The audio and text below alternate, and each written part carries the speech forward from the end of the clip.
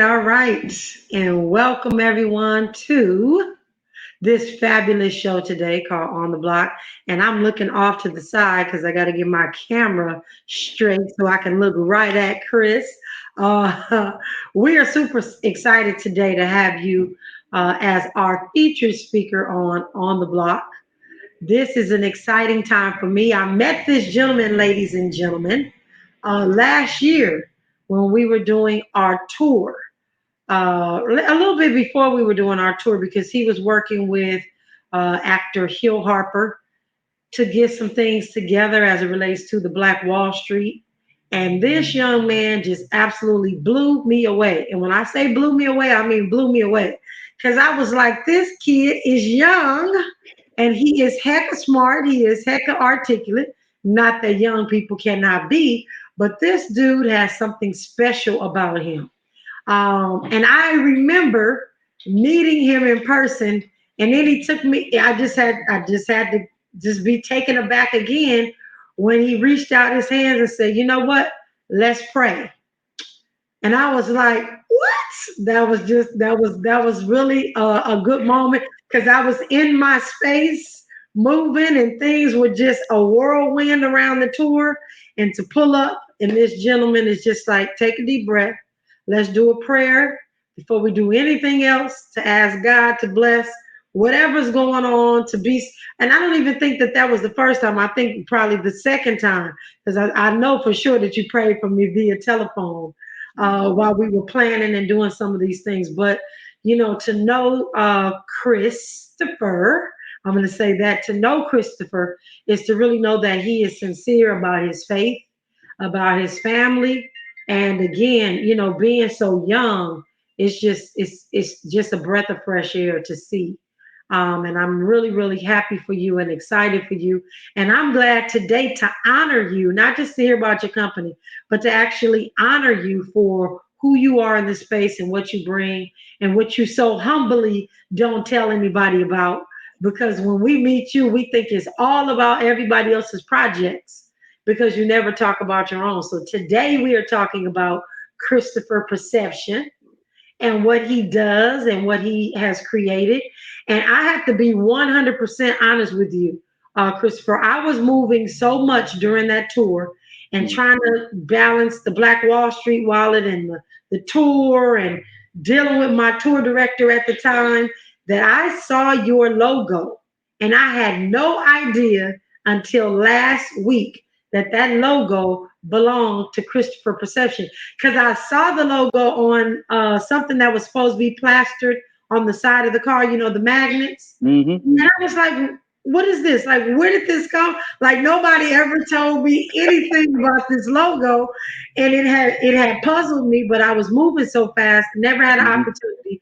And then I saw your email come through with this logo, and I thought, oh my goodness, that was Christopher's logo because they never told me. So I am happy to know whose logo that is. It is absolutely beautiful, and it absolutely makes sense now that we're looking at the cross and the text and the C for Christopher and perception, and it's just all in there. The P, it's just awesome. So I just want to tell you that that logo definitely fits you. So with that being said, everyone who does not already know, this young man's name is Christopher Perception, and I guess no pun intended, but the perception of this brother that God gave him this name for a reason. Like this is it's a trip to have the name and to really think about, and you'll see why in just a minute. So, who is Christopher Perception?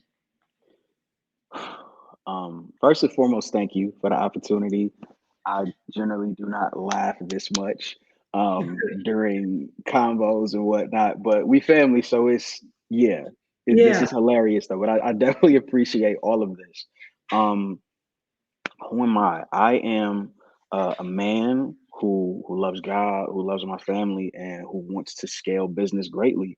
I believe that Black people have something special, but we were systematically and mentally, physically, like DNA in our trauma, or trauma in our DNA rather, in every which way we're fragmented and broken apart.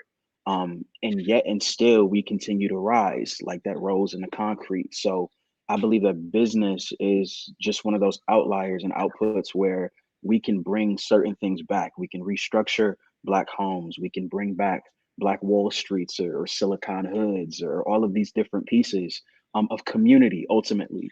I think business is the conduit for that. So that's who I am. I'm a man that loves God, loves family, loves business. I'm very bullish on cryptocurrency. It changed my life when I found out about it. And I'm not looking back.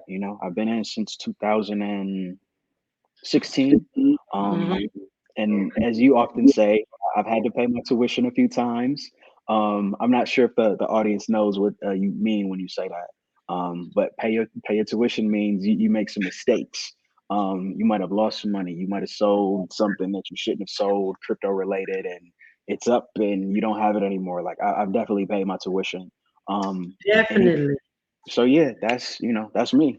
So, what city did you grow up in? Because I know where you are, and I would like to know what city you grew up in and all of that.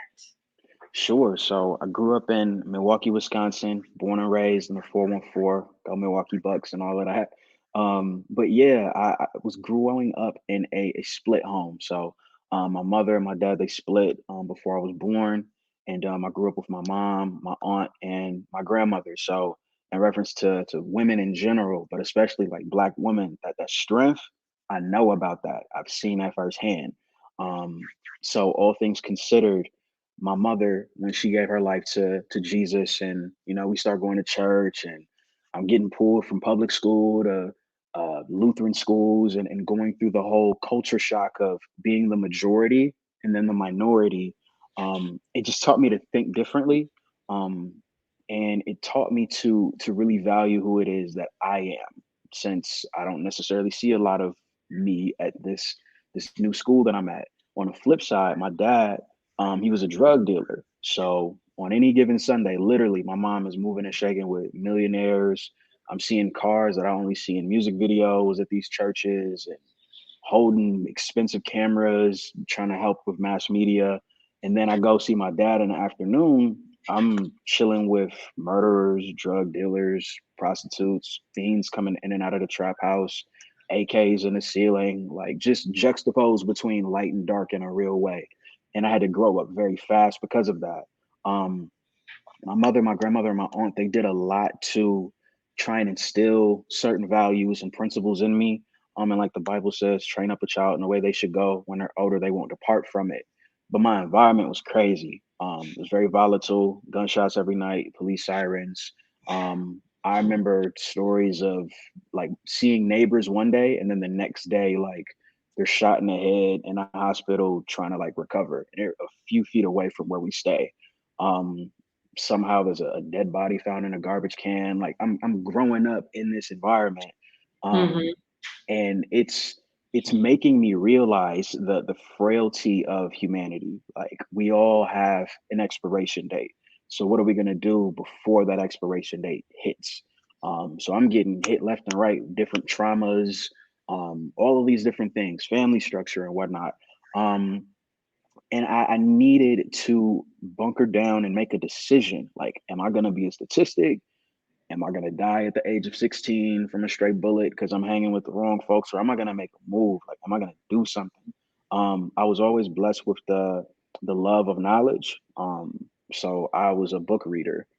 I love reading books. So that was like really my safe space. I read the dictionary at a young age just because I was bored, encyclopedias, all of that type of stuff, to just try and take my mind away from what I was hearing every night. Um, and I even taught myself how to code from HTML, taught myself how to trade stocks. But it got to a point where like the emotional stuff that I was holding in, it burst, like the levees burst. And I needed a form of not only like productive distraction, but like therapeutic outputs. And that's where poetry, spoken word, photography, film, that's where all of that really saved my life. Um, so technology was always there, but it was just really hard to focus on like all of these different things when you're hearing people getting lit up outside. So I'm like, I need something to keep my soul straight so that I don't jump off the porch and do something. And that was art. So spoken word, all of that. And that happened in Milwaukee. I grew up and graduated high school, went to college, dropped out, went to another college, dropped out, went to another college, dropped out because it couldn't keep me as far as attention, as well as there was so much happening around me where it's like, okay, I need to figure out what it is that's my shtick, like what's my thing. And it was really the art, but I always wanted to get back to technology, always wanted to get back to economics. Fast forward a little bit, I exhibited some of my fine art photography in museums and galleries and done full on productions and stuff like that. Um, and then I moved to California, fell into some bad crowd stuff. The art world is heavily influenced with like drugs and all of that. So some of the things that I grew up seeing, I started doing. So I was selling drugs for a little bit to try to make some money out there. And that's when God was really like smacking me around, like, boy, you know better. And you like, and I'm like, you're right, you're right, you're right. So I stopped doing that, moved back to Milwaukee, and that's when things really started taking off for me. From there, I lived in from LA to Milwaukee, spent some time in Chicago, um, spent some time in South Africa, lived on a village. My wife and I, while she was pregnant with our daughter that you saw, before Wow. she was born, she was going to be born in Africa, but the prior administration was talking bad about African countries, so our visas couldn't get extended because we were Americans. Other than that, we didn't even plan on coming back to America. Like we were South Africa's paradise, and I plan on going back this year actually. But yeah, that's kind of the long story condensed. Wow. Well, no, that's a wow, wow, wow. So, I can't even, I don't even know what to say because I was going to say, now we are talking on the block about blockchain, but you lived Hmm. on the block, right? Hmm. You definitely lived on the block in the hood, just, Hmm. and I think that our upbringing, I will say that our upbringing is the reason why I'm always constantly telling our community that you are and have been groomed for a time such as this. And Hmm. so, because we have been groomed for a time such as this, I just think that we're in the right place at the right time. And so, my hat goes off to you for succeeding, and I'm going to say thriving because I know right now, personally, that you are thriving in this space. And you went from surviving to thriving. And so just appreciate you for all that you do. So tell us a little bit about your current company. Sure. So my company Percept Form, and I'll even give a breakdown on the name. And my name is Christopher Perception is my legal name, or is it an alias? All of that. So around the time when God was like smacking me around, like, boy, get it together, he said, I want to change the perception of men in your family. My dad was a drug dealer. My grandfather was a pimp. I remember going to church and I seen a woman that he used to actually pimp. So it's like it was very like close proximity in many respects. So I knew exactly what he was talking about when he said change the perception of men and family. He had me look up his word and break it down. Like, what does perceptions mean? It means to seize, to understand wholly, to like absorb yourself into something and understand it. So I'm really big into words. And I legally changed my name. I went through that process on the passports, bills, all of it. It's Christopher Perceptions. Um, so as I was learning about Bitcoin, I got turned on to it in 2016, read the white paper, fell in love with the concept of what it could be. And I knew two things. One, um, there's going to be a shift in everything. The world was already becoming more and more hyper digital since Y2K, um, 2008, the whole market crash. People were looking for something different because the current system, as Black people have always known, but the world began to see broadly that this system is fried, like it's failing, it's imploding. So we need something different. I thought that this could be that, and that was going to change the world. I knew that. And then two, I knew that there needed to be education for this mass adoption thing that everyone was clamoring about online as I started doing my research. Education has to happen, and there has to be frictionless on ramps and off ramps. So as I started thinking systematically, I'm like, okay, we need to form something different. But in order to create this structure, it has to be something that's visible, something that's tangible, that is able to bridge. So Percept Form is just a visible bridge structure, if you will, if I were to break down that word. So it has four verticals: finance, education, art, and real estate. There are a few different points of survival, to your point, that people need. We could talk about Maslow's hierarchy, as far as what humans need, but ultimately, we need a way to transact as far as economy. We need something that we can, learn more about. We're constantly trying to learn different things. Mhm. I have a 3 year old and I have a 4 month old, and my 4 month old is extremely ambitious. She's trying to sit up, she's trying to walk, she's trying to do a whole lot of everything. She's even trying to get in on my business meetings and like tap on a keyboard or whatever. So she's learning, so that education piece is huge. We need culture. We need something that is like our hieroglyphic. So the finance, education, art, and then real estate, we need structures where we can not only build, but we can exist. We need event spaces, we need homes, we need commercial spots. So all of that in tandem with a hidden layer that no one ever sees, which is the infrastructure. No one cares about the foundation of a building. They just care, is this building going to crash on me, or am I going to be cool to chill in it?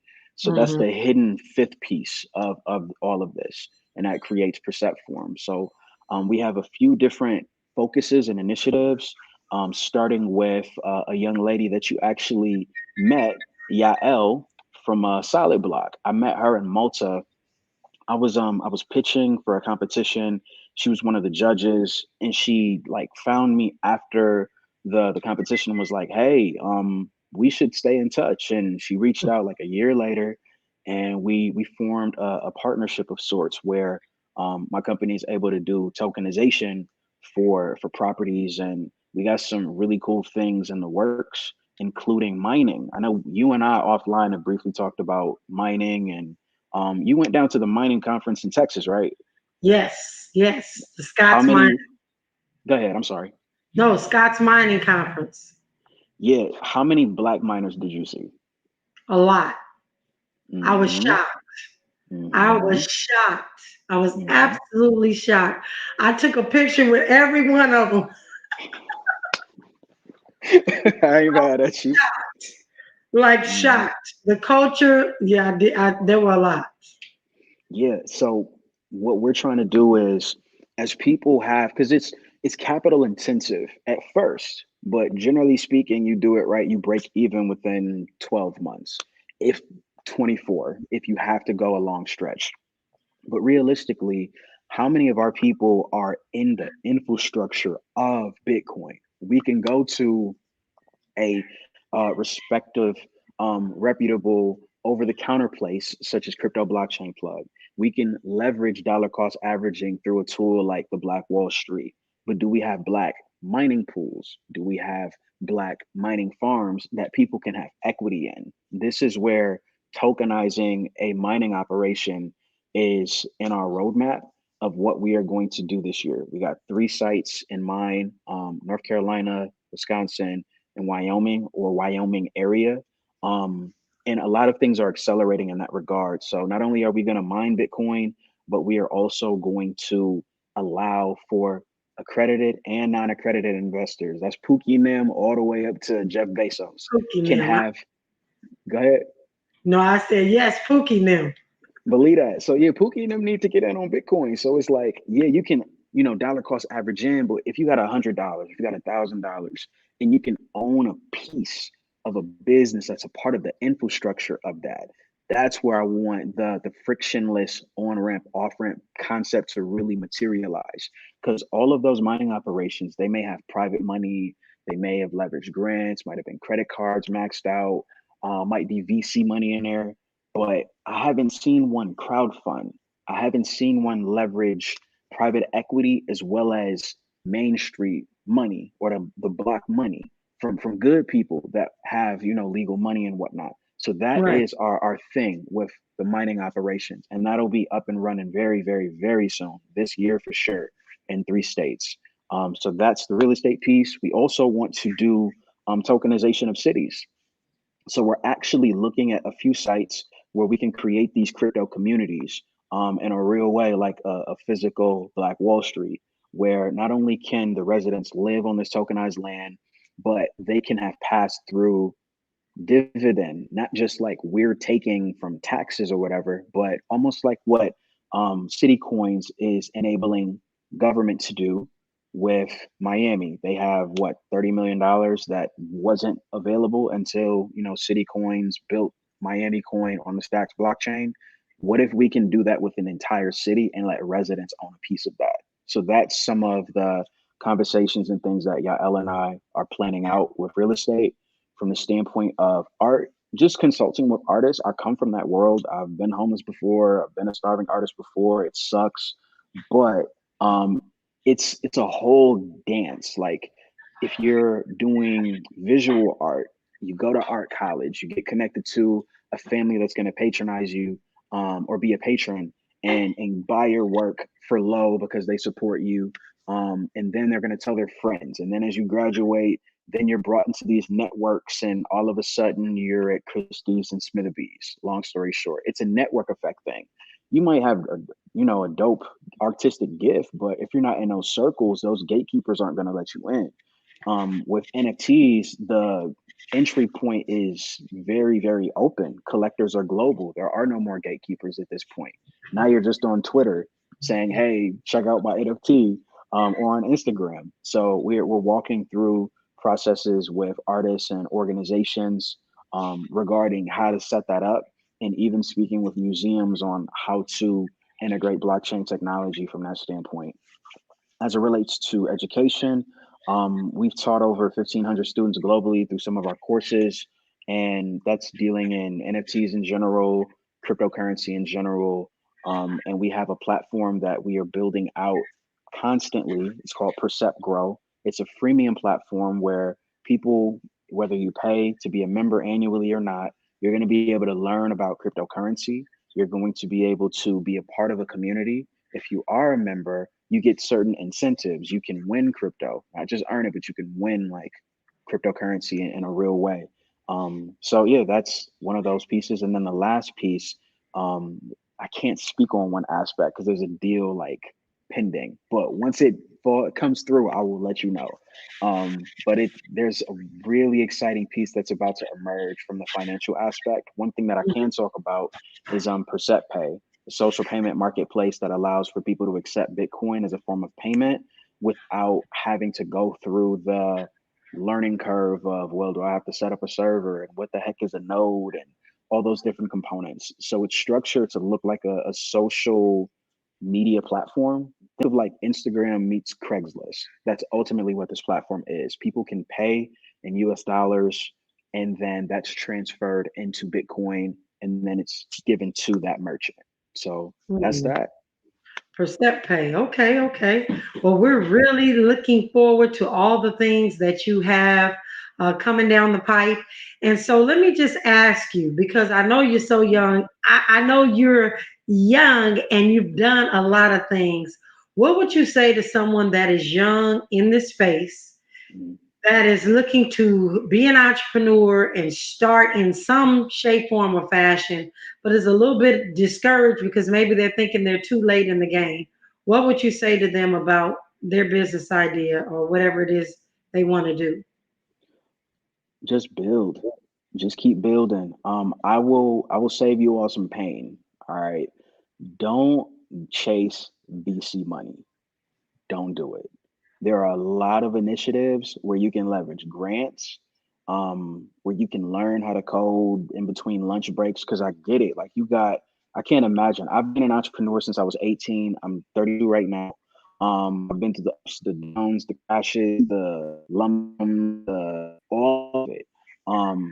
And I can tell you that we're living in some really strange times. I couldn't imagine being 18 years old, 16 years old. I couldn't imagine it. There are so many opportunities. Like if you got a decent setup. You know, if you got a car, you could use Turo and rent out your car while you're in high school. And then by the time high school's done and you're leaving for class, you can, you know, receive the car. You got so many different opportunities. You got Airbnb, but you also have new challenges. You got TikTok, you got kids saying they got ADHD, you got wars and rumors of wars, inflation and stagflation, all of these different nuances that are affecting your life as a young person. Plus your environment. I don't know if you're in the burbs or if you're in the hood, you're trapped. Like all of those different things play a piece and a part. Um, Find a safe space. If it's a library, if it's your basement, just find a safe space that you can kind of map out as yours, where you can learn. For those who are really into technology, we need more people who are like Najah, in the sense of not only am I going to be in this thing, but I'm going to be in this thing. If I got a passion for kids, I'm gonna make a kids curriculum. If I'm interested in doing Bitcoin loans, we're gonna do a Bitcoin bank. If I'm interested, like she owns everything that she has an interest in. Take note of that.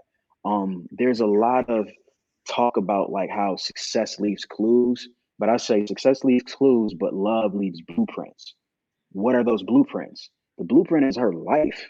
You know what I mean? You can look at some of the moves that she's making and just try and see how you can replicate that. So for those who are into technology, learn what are those coding languages? So Clarity is a coding language for Stacks. Stacks is a blockchain that is built on top of Bitcoin as a layer one, where you can do smart contracts. So you're talking Mhm. Bitcoin, uh, NFTs, Bitcoin, DeFi, all of that can happen on Stacks. Earns crazy Bitcoin yield. It's what Citycoins is built on. Love Stacks. Their smart contract language is Clarity. You also should learn JavaScript. You should learn Solidity if you're interested really into getting into like the archetype of what a smart contract is that came from Ethereum. So Solidity is Ethereum smart contract language. Get familiar with GitHub. Um, Join some hackathons, like try some stuff out. You know what I mean? There are people making thousands of dollars from coding on a laptop, not even going to like events. They're just doing hackathons. So if you're really into tech and you like nerding out and are cool with coding, I would learn those languages and just start building stuff, because there is a talent drought in the industry where people are getting literally hired and getting there are bidding wars happening in DMs on Twitter. I've seen it. There are companies getting funded on Twitter based off of an idea and maybe a white paper and a functioning model, just a website that is able to accept traffic and all of that. It doesn't have to be a matter of you getting a suit and tie and trying to raise $1 bajillion. Like, where can you start now? And start now. That would be my advice. Just start now, because the later you put it off, or the more you put it off, the later in the game is going to get. Eventually, Bitcoin is going to crack 100,000, 250, half a ticket, and then eventually a million. Once it hits that, it's gonna, it's gonna be a little different, globally, geopolitically, as well as our world by the time Bitcoin hits a million. So the sooner you're able to get in, the better. You're not too late. You're right on time. Definitely. Well, I appreciate that. But I do want you to just briefly, and I know you kind of skimmed over it, but you Mm-hmm. said don't chase VC funds. And I think for a lot of folks, um, I'll say this, because you Mm-hmm. almost turned that interview into deflecting how fabulous you are as to talking about how fabulous I am. But I was gonna correct you, but you corrected it, so we didn't have to do that. But Thank you. you said don't run after VC funds, and a lot of folks have asked me over and over and over again, like, why haven't you gone after VC funds? And Mm-hmm. I didn't really think that I had a method to my madness other than the fact that I wanted to have my structure and my foundation right first, before I gave them a house built on sand. And I think the Mm-hmm. last couple of years, I have, started with the basement and built my Mm-hmm. way up. So then now that I have a strong foundation, I don't know why my camera did that, Like that was kind of player. I ain't even gonna which front. is That was kind cool of because player. I don't know how it works. It just did it, but I guess I needed to be bigger, anyways. But That's right. so anyway, so why are you suggesting that folks not go get an idea and run after or chase after VC funds?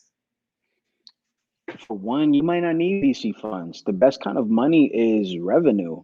If you can build your company off of revenue, VCs are going to chase you for real. I just got a notification about a $1.5 billion fund that's happened. There's so much money pouring into all of these different funds um, to try and gain a foothold in the transition of the world. Metaverse fund, earning play to earn fund, NFT fund, DAO fund. There's so many funds that are popping up, but that money comes with a cost. That money Mm, comes with a real cost. You're not only relinquishing part of your vision to a board, but from those who don't necessarily understand how it works, you create a company, generally not a sole prop. It could start out that way, but eventually you want to scale. You want to go from a sole proprietor to an LLC, and then from an LLC, if you're really interested into like venture capital, because some companies they just need venture capital money, you go from an LLC to a C corp, and then there are different nuances there. You structure a Delaware C corp and all of that. They like C corps because those are the ones that are like the big boys. So Facebook is a C corp. Anything that's received venture capital money, 9 times out of 10, C Corp, probably from Delaware. Just weird paperwork nuance. Um, so you build out a business, you have a vision, and then it's like, well, I don't come from money. I don't have a dad who can give me a loan of $1 million. I need to raise some money. We're kind of been conditioned for that. And I went on that circuit. I talked to people all over the world, from India to America, literally, and people love, the concepts and ideas at certain stages. Certain things I kept, certain things I didn't reveal. Um, but and certain things changed too. But it would always be like an invisible carrot. Like, well, if you reach this metric, or you're too early. That's like my favorite phrase. You're too early for us, meaning you don't have enough traction, or you don't have enough users, or you don't have enough market fit. So there are all of these like code phrases that basically say like you're not good enough at this point, and we may or may not circle back. There were instances where I had letters of commitment and people just kind of fell through. Um, but one thing that never did fall through was two things: the hustle that I had concerning the vision, and the fact that it was going to happen regardless. I had that never give up mentality. So if I had to leverage grant money, if I had to bootstrap, if I had to launch something that wasn't fully what I envisioned, but at least it's launched and I can build on top of it and constantly iterate. There's this new concept where people build in public. So for people who are trying to get into this space and don't necessarily know how they can do something without hiring a coder, or developer rather, hiring a designer, have you looked into no code? Because there are applications that are built that are used in the crypto space where, if you're familiar with a Photoshop or a Canva even, you can build applications that can scale just like that. Bubble, yeah, Webflow, um, Adalo. There are a few. Card, CARRD. These are no code platforms where you can either have landing pages or you can have real life apps that have received venture capital, especially with like Bubble. yeah, So there's so many instances where you don't necessarily need VC money. You just got to get started. And Najah could tell you, I'll tell you, Hill could tell you, getting started in business is gonna be tough. Might hurt a little bit in the beginning, because it's just you and maybe your faithful few, or maybe it's just you. No one's gonna believe in the vision until it gets to a certain point. But once it gets there, leverage that momentum and know that people are watching that you would never expect. Some of the calls that I get, some of the emails that I get, it just blows my mind. And I'm doing this without VC money. Not to say that I'm opposed to it. When you think of VC money, think of a partner that could vote you out. if they don't like what you're doing. There are corporate takeovers that happen where you might have started a company and it's grown and it's doing amazing, and the board doesn't like what you're doing because you're not making money at the cost of other people potentially. And you're like, no, that goes against the vision.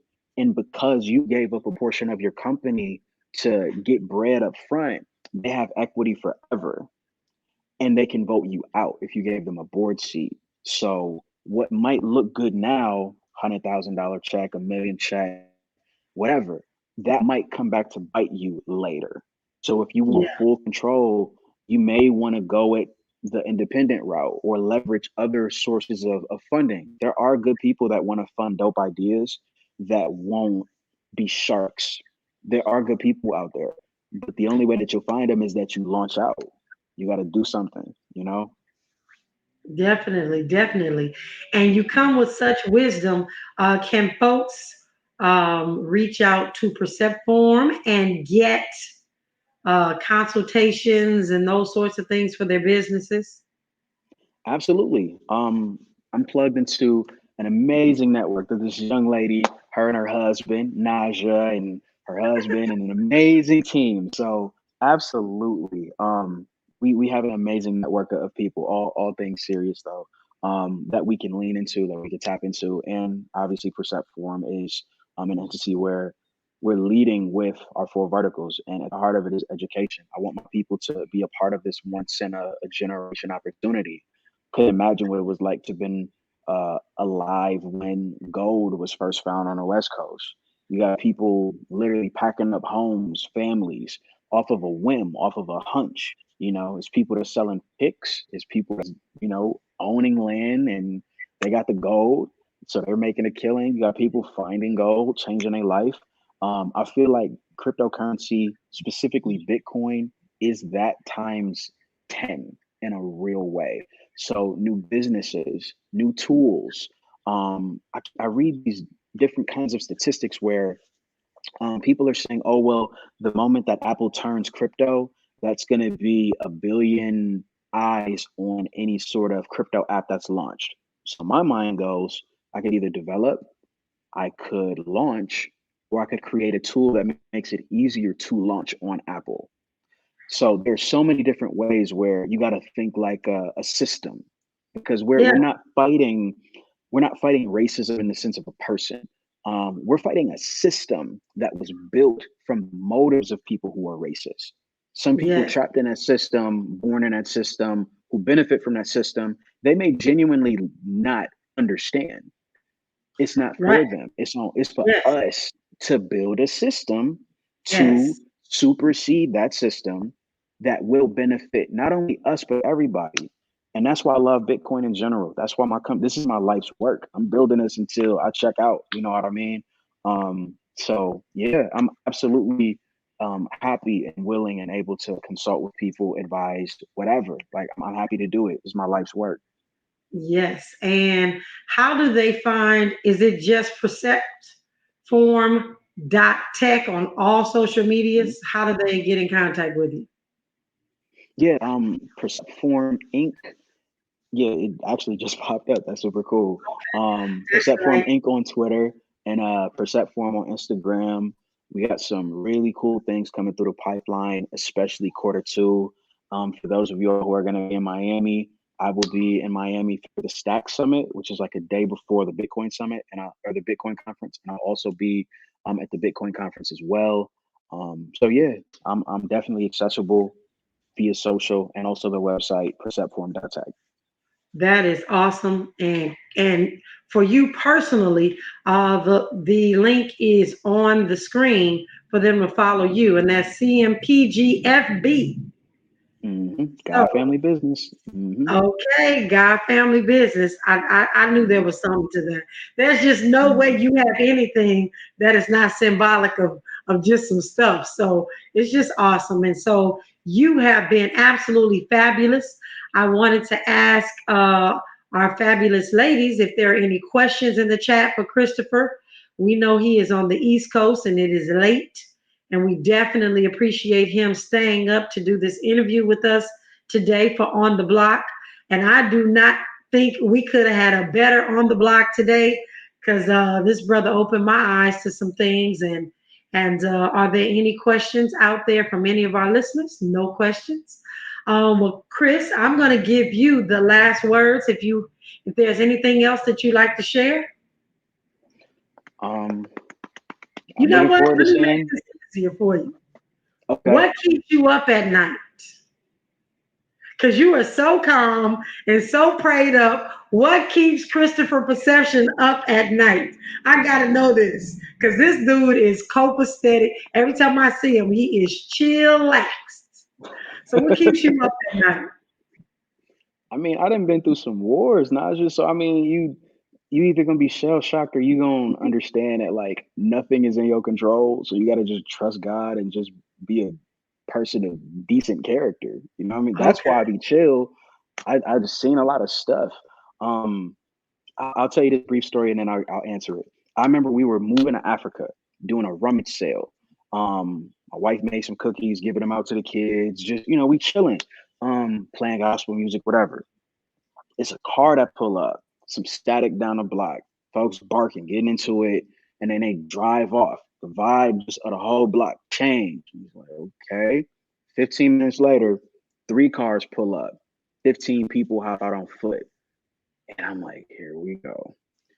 This girl had a strap. She pulled it out of her purse, gave it to somebody, broad daylight, and they just get the sparking. Another person grabs a gun from their waistline, get the sparking. I may be a few feet away from this person, and I just saw rage and hatred in this young person's eyes. Um, and it bothered me because he's shooting at somebody that looked like him. You know what I mean? With like pure just rage, anger. Um, and the miracle of it all was gospel music was playing the whole time during the shootout, which is the craziest thing. You're hearing gunfire and like gospel music at the same time. Um, the detectives come, everybody scatter, they take off the block, no one died or whatever, but they got to do their investigation. Go door by door, ain't nobody saying nothing. They come to our door, um, and I'm like, yeah, I mean, I don't have anything to say. I saw this and this and this and this. I mean, this is a car, and I ain't get no license plates, whatever. But I just got a question: did anybody get hurt? He was like, the strangest thing happened. There was not a piece of property that had a bullet hole in it, and no one was shot. So it's like, what keeps me up is the fact that I know I got a purpose that I have to fulfill before I check out of here. And I spend my waking hours doing that or politicking with powerful people such as yourself, where we're aligned in that mission. You know what I mean? It's bigger than us. It's beyond our lifetime. So I want to make sure that I'm setting up systems so that when it's my time to go, people who are after me, they got a head start. You know what I mean? Because Mhm. we're 400 years behind. So in one lifetime, we got to catch up, if not supersede 400 years of Man, nonsense. man, So you giving me goosebumps. I'm feeling so it. I'm I'm feeling you. I'm feeling you. I'm feeling so it. that keeps me up. The That work keeps you and up. that the work keeps me up. And just the love for my people, love for people who just need a fair system. That keeps me up, and knowing that we got the answer for that, and we just got to build it. We just got to get it out. Um, and the world gonna change in our favor for it. You know what I mean? It's not always gonna be crazy Yes. regulations or politicians barking on Capitol Hill like, oh, crypto and energy, and it's like it's propaganda. You're getting paid from banks. It's obvious. Like you ain't gotta go so hard at this industry. It's we get it. It's okay. Disruptive Yeah. technology disrupts systems. Going back to Yes. that. So Yes. Yes. um it's on us, man. And that's what keeps me up at night. All right. Well, good deal. Well, Tony Thompson, I'm feeling you on that one. This is an astute young man. And Tony Yes, said, sir. Tony cannot wait to meet you. So he will be at our Charlotte location. He will be at Yes. our Milwaukee location for the tour. So if you have not Yes. registered for the digital financial revolution tour, you need to do that. You can go to Yes. thedfrtour.com and you will see Christopher Perception. He thinks he's just going to be humble in the background like he did last year. He just Here got off. you go. We're gonna we're gonna have him say a word or two, and he's helping us in the Milwaukee market as well. I'm really excited about going up to Milwaukee. I've never been there before, and the Most High had popped me a couple of times saying, "Get to Milwaukee," and it seems like everybody Hey. I met at late is from Milwaukee. So just FYI, the guy from Scott's Mining Conference is from Milwaukee. All his staff was from Milwaukee. And when I went to that thing, I said, if I meet another Milwaukee person, okay, I'm putting it on the tour. Because Hmm. there was another young lady that had been saying, come to Milwaukee, come to, and I was like, eh. And then it just kept coming up. And those are my signs that this That's is right. what you need to be doing. And so the last straw, real quick, was the Scott's Mining Conference. His business partner's girlfriend works for DCFS, and she deals with teenage girls that are pregnant in Milwaukee that look like us. And she walked up to me in the conference and asked me if I would speak to these young women, and I said, Mm. absolutely. Absolutely, absolutely. So that was it. Milwaukee's on the map. We are going to Milwaukee. Looks like I'm gonna be doing a lot in Milwaukee. So with that said, I am super happy to know that and I just learned that that's where you're from. Cannot wait again to see you. And I'm gonna try to make it to the Stacks event. I didn't know it was until right now. And so don't have a ticket, obviously, but I'll be there early enough to go. So I'm gonna try to see what that looks like. So I may Okay. possibly see you there before the convention because I'm interested to see what Stacks is all about. And whenever you have some other time, maybe you can come and break some of that down because I did hear you say I love Stacks. I heard that. So I'm interested. So, with that being said, I would like to bid you again a thank you, thank you, thank you. And to all of you that are listening and that have learned a little bit about this man of God, this husband, this father, this tech founder, this creator, and this thriver. He is thriving. And so, again, Christopher Perception, we appreciate you. And I am so looking forward to working with you. And you have sparked a new fire in me. And Mm. again, as you said, this is your life's work. This is definitely your life's work because you show up. You show up for real. And so I appreciate you. And just thank you so much for all that you do. So, with that, ladies and gentlemen, thank you for attending On the Block with Christopher Perception and Percept Form Tech. So please check him out. Peace and blessings. Peace. So we're doing this second annual Digital Financial Revolution Tour. We're going to start on May the 29th. We're going to end on July the 13th. We're hitting 41 cities this year. It is critically important that we get this information out to our community. So we're going to start off here in Los Angeles, head up north to Oakland, all the way back down through to Las Vegas, and we are going to end up in Milwaukee, down to Tulsa, Oklahoma, and back. So 41 cities, all inner city. And what we're going to do is just really give the message that money is changing, that people need to get educated. We're going to offer them means by which they can get this information and education for free. Make sure that people are not paying for things that they shouldn't be paying for. Making sure that people are not on exchanges that they shouldn't be on. Making sure that people are not joining companies that they don't need to be joining in order to take part in this digital revolution. Our goal is what we call to orange peel.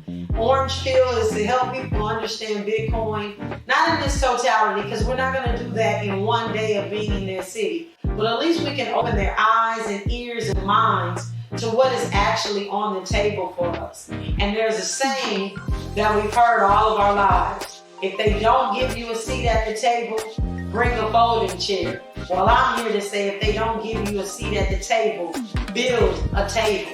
And we are building a table for our community to be able to do what we need to do to be financially free, close this wealth gap, and get ourselves out of the situation that we've been in for the last 150 some odd years, and that's out of poverty.